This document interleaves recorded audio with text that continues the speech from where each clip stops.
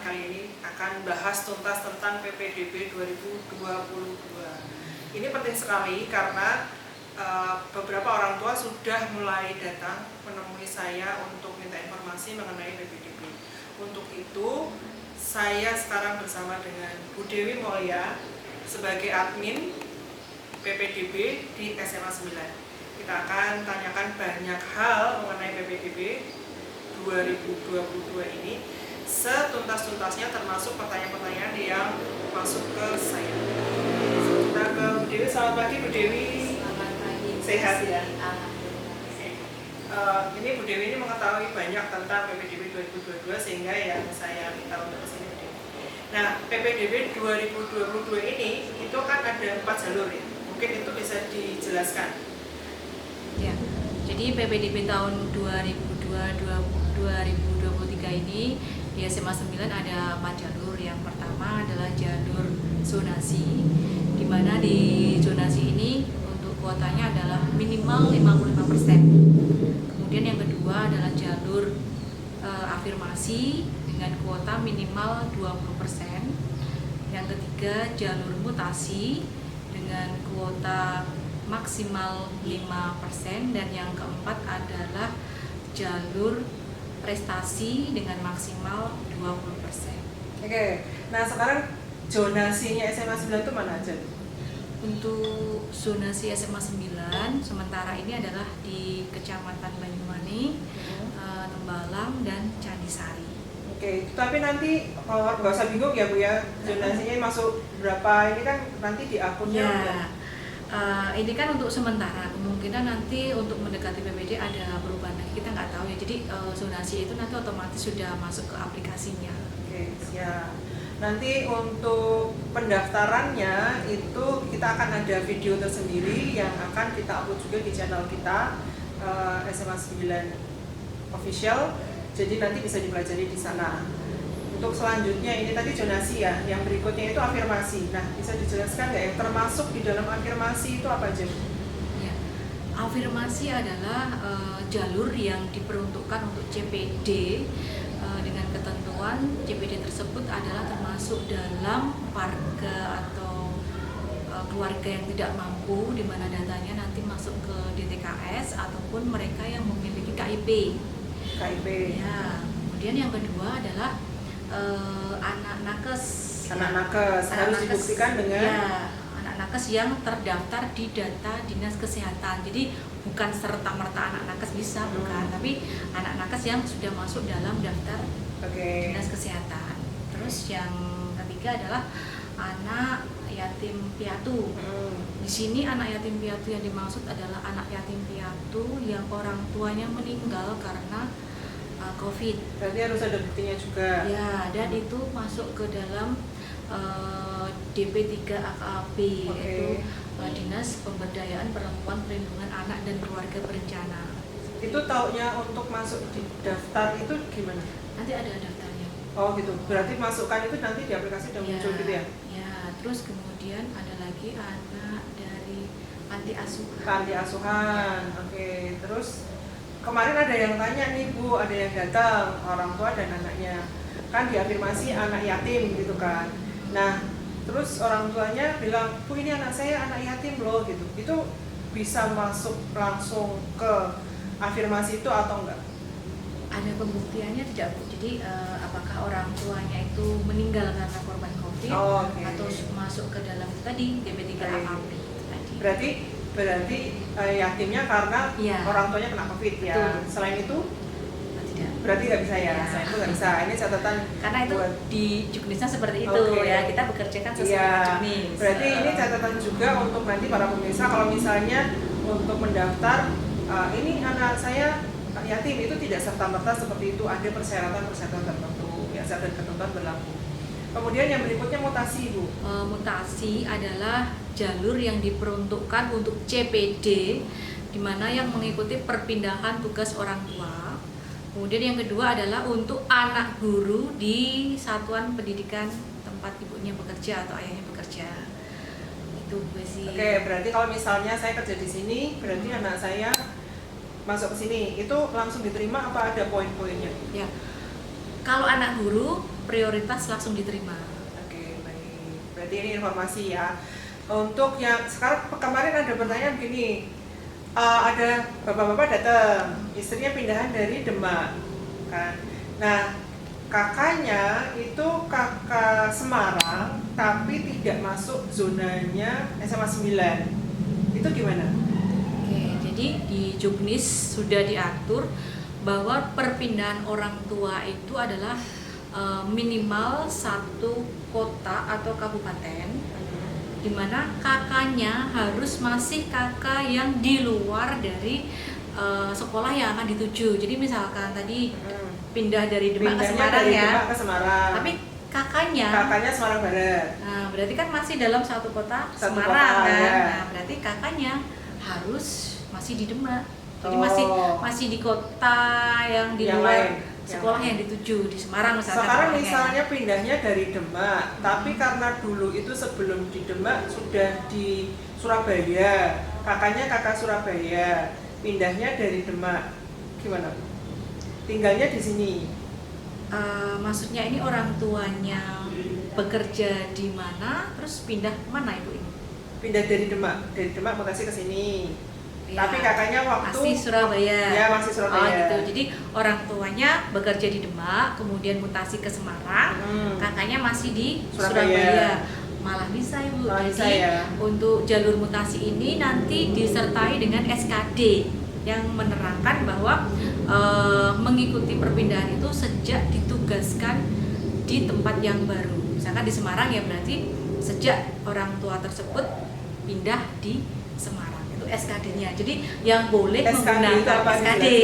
SKD itu adalah surat keterangan domisili. Jadi khusus untuk jalur mutasi ini yang boleh menggunakan SKD. Oke. Jadi ini perlu saya tegaskan lagi mungkin. Pakai surat mutasi orang tuanya, tapi kakaknya tidak boleh di Semarang kalau daftarnya di SMA 9. Ya. Kasusnya misalnya di SMA 9 karena Ya. kita membahasnya SMA 9. Okay. Mutasinya dari luar kota, juga kakaknya juga harus luar kota, Ya, gitu ya. betul. Meskipun kakaknya tidak sama dengan kota di mana orang tuanya itu pindah, gitu ya. Nah, kemudian harus diterangkan juga dengan SKD atau surat keterangan domisili. Surat keterangan domisili ini didapat dari mana, Bu Dewi?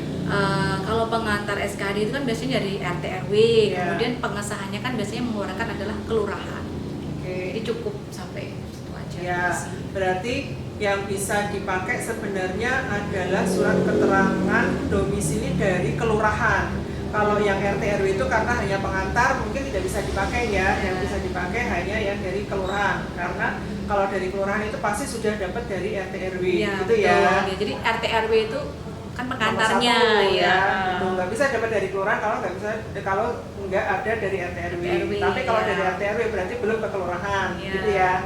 Baik, jadi di sini semoga sudah lebih jelas bahwa surat keterangan domisili itu yang diminta adalah dari kelurahan, meskipun di Juknis soalnya kemarin ada tulisannya Bu Dewi itu hanya RT RW saja. Kalau RT RW itu kan biasanya hanya sebatas pengantar ya. Jadi untuk legalnya kan yang mengeluarkan kan yang menerangkan bahwa warga ini kan berarti dari kelurahan. Ya. Kemudian yang terakhir prestasi. Jalur prestasi itu gimana? Ya. Jalur prestasi ini diperuntukkan bagi CPD yang ingin menggunakan nilainya untuk mendaftar di sekolah SMA 9 misalkan ya.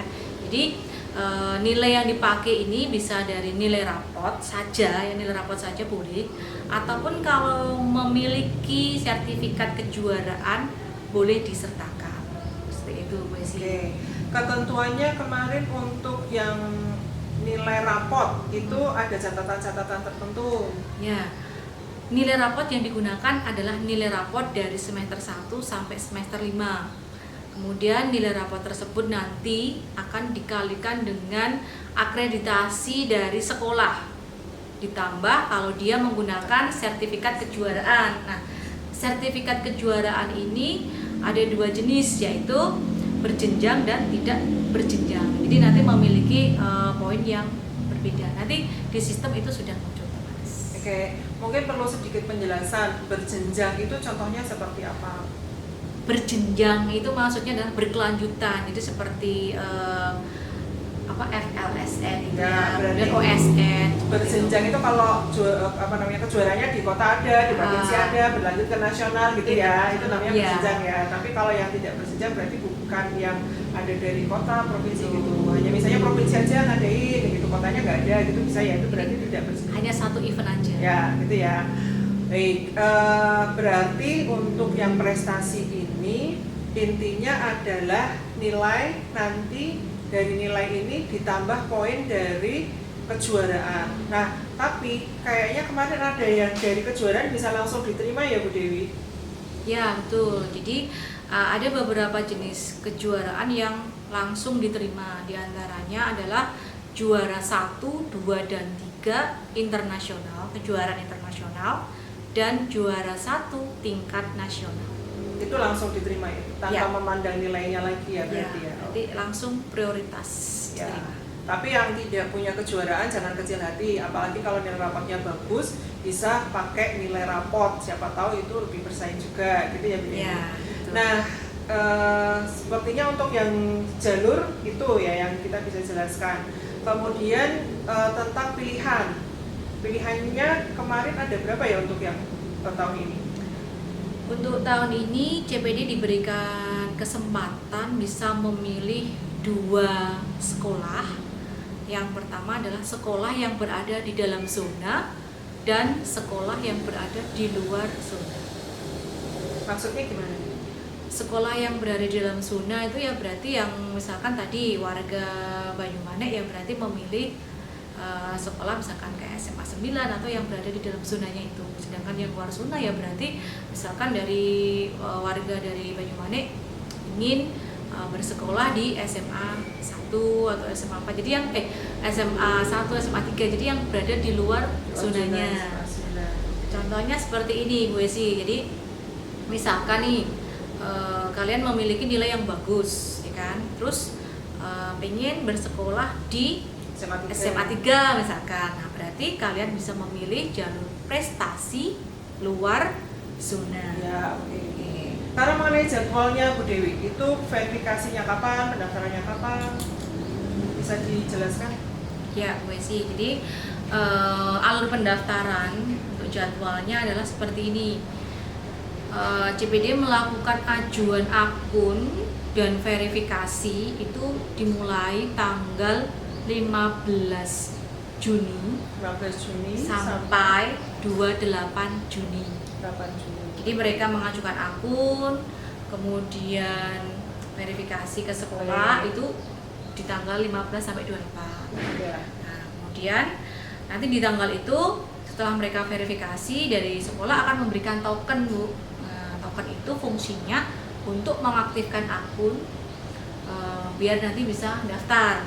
Nah, daftarnya ini dimulai tanggal 29 Juni sampai tanggal 1 Juli ya pukul 16.00. Nah, ini semua bisa dilakukan online di rumah masing-masing. Jadi mandiri Bu.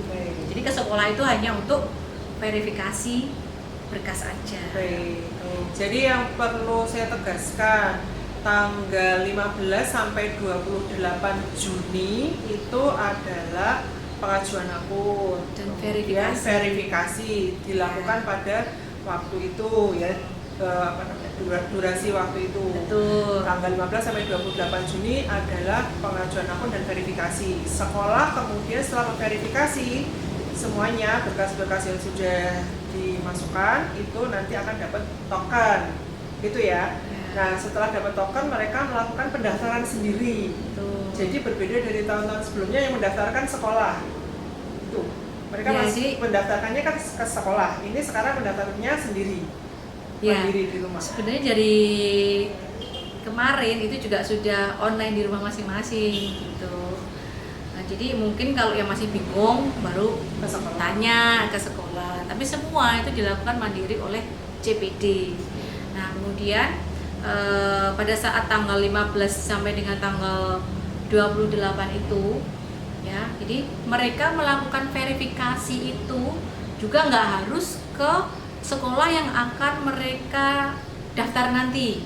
Jadi contohnya aku nanti mau daftar ke SMA 9 nih, jadi haruskah aku verifikasi di SMA 9? Jadi jawabannya adalah tidak. Jadi silakan bisa verifikasi ke sekolah yang terdekat, jadi ke SMA yang terdekat gitu Bu. Jadi nggak harus mau SMA 9 verifikasi di SMA 9, nggak harus, jadi bebas. Jadi CPD bebas mau verifikasi ke sekolah yang terdekat, boleh gitu. Jadi misalnya dia tempat tinggalnya lebih dekat ke SMA A, tetapi zonasinya masuk ke SMA B, berarti dia verifikasinya ke SMA A gitu ya? Boleh itu. Terus tanggal 29 sampai tanggal 1 baru melakukan pendaftaran. Pendaftarannya dilakukan mandiri. Mandiri online. Kemudian tanggal 2 sampai tanggal 3 itu evaluasi dan validasi biasanya dilakukan oleh sistem ya. Jadi peserta didik cuma melihat jurnal ya, posisi mereka di mana di web PPDB itu gimana posisinya. Terus tanggal 4-nya nih pengumuman. Jadi pengumuman dia lihat juga di web, nggak usah datang ke sekolah, nggak apa-apa. Jadi lihat aja di webnya, bikin pengumuman apakah lolos seleksi atau tidak. Kemudian setelah itu tanggal 5 Juli sampai tanggal 7 Juli bagi yang diterima silahkan melakukan daftar ulang ke sekolah yang tadinya ya dia diterimanya di mana, seperti itu. Nah, ini kan mendaftar sendiri di rumah ya. Betul. Nah, berarti kalau misalnya dia tiba-tiba berubah pikiran, kepengen mengubah pilihan, itu dia lakukan sendiri bisa ya di rumah ya? Ya, bisa di waktu pendaftaran itu 29 sampai 1 Juli. Kalau setelah itu berarti udah nggak bisa ya? Udah nggak bisa, kan ada waktunya Jadwalnya sendiri ya. Jadwalnya untuk khusus pendaftaran, khusus pengubah pilihan itu udah langsung nutup sendiri ya pada tanggal berapa, jam berapa? Sudah nggak bisa ya. Jadi kalau yang tadi verifikasi berkas terakhir kan di tanggal 28 nih. Berarti itu nanti waktunya sampai pukul 16.00. Misal nih ada anak belum verifikasi, berarti dia belum bisa daftar dan nanti tidak bisa daftar. Nah, ini waktunya kapan belum verifikasinya? Waktunya verifikasi udah habis, ternyata dia belum verifikasi, berarti dia nggak bisa daftar. Ya kan, gitu ya, berarti nggak bisa daftar. Makanya tolong diperhatikan jadwalnya, kapan verifikasinya supaya bisa mendapatkan tempat untuk mendaftar. Sama juga dengan masa pendaftarannya sampai kapan harus diperhatikan, karena setelah itu tidak bisa lagi melakukan pendaftaran, juga tidak bisa lagi melakukan perubahan ya, pengubahan pilihan itu juga tidak bisa lagi, gitu ya Bu Dewi ya. Jadi semua sudah ada masanya, ada jadwalnya sendiri-sendiri. Oke, baik. Saya kira sudah cukup lengkap semua yang disampaikan. Nanti untuk informasi yang lebih lanjut, kalau misalnya ada yang ingin ditanyakan, di deskripsi ada nomor kontak yang bisa dihubungi untuk penjelasan lebih lanjut. Itu saja dari saya dan Bu Dewi. Terima kasih banyak Bu Dewi penjelasannya. Sama-sama. Sampai jumpa lagi di Bincang Semalam yang berikutnya dengan tema yang informatif dan menarik. Salam Jawara. Salam Jawara. Thank